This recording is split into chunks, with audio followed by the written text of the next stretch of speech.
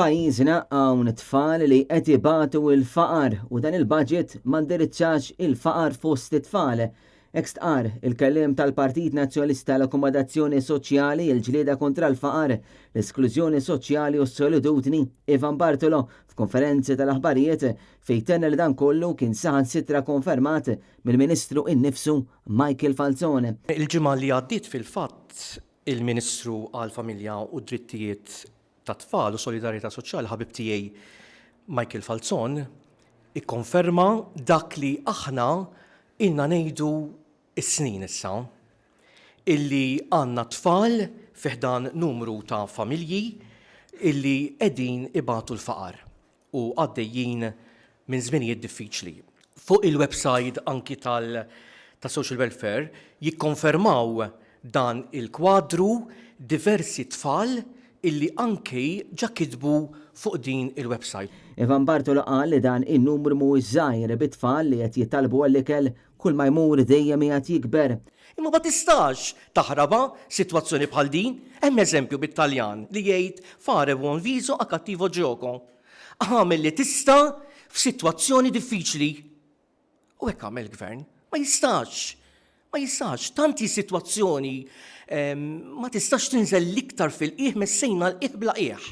Ivan Bartolo qal li preżentament hemm l-2000 talba kemm għall-ikel u kif ukoll għall-ħwejjeġ u insista li bħala pajjiż qatt ma kunna f'dan l-istat. Imma ma nafx fejn nistgħu naslu aktar meta qegħdin nittalbu għall-ikel lit-tfal.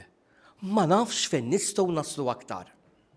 Fuq il-website hemm il-fuq diġà minn 2000 talba kemm għall-ikel jew inkella ħwejjeġ.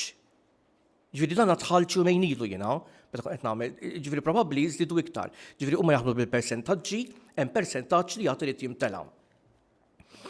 Qatt ma konna f'dan l-istat skema biex nagħtu l-ikel lit-tfal. Id-deputat nazzjonalista qal li l-frażi li l-gvern uża fil-budget b'ħafna pompi li Malta se tieħu ħsieb il-ulieda hija waħda fittizja għax sfortunatament uliedna qed ibatu l-faqar. Stajna però wkoll nevitaw sitwazzjonijiet u nkunu nistgħu nitimgħu l-tfal tagħna mela le. Aħna ngħidu li l-gvern waqaf il-korruzzjoni tal-isptar. Il-korruzzjoni tal-flyover tal-Marza u titma' l-tfal mela le.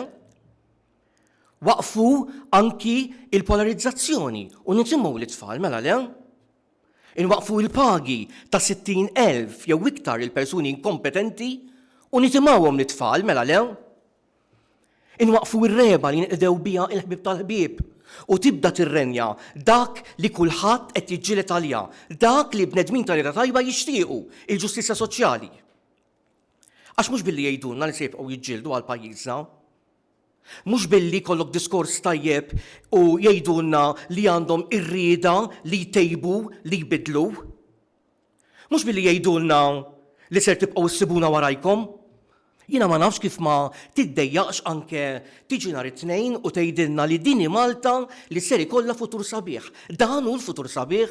Huwa qala il-messaġġ tiegħu bil-qal il-Partit Nazzjonalista għandu għatta proposti li jiġu implementati ikunu qed iwasslu għal soċjetà aħjar, sana u li wieħed ikun kuntent jgħix fiha.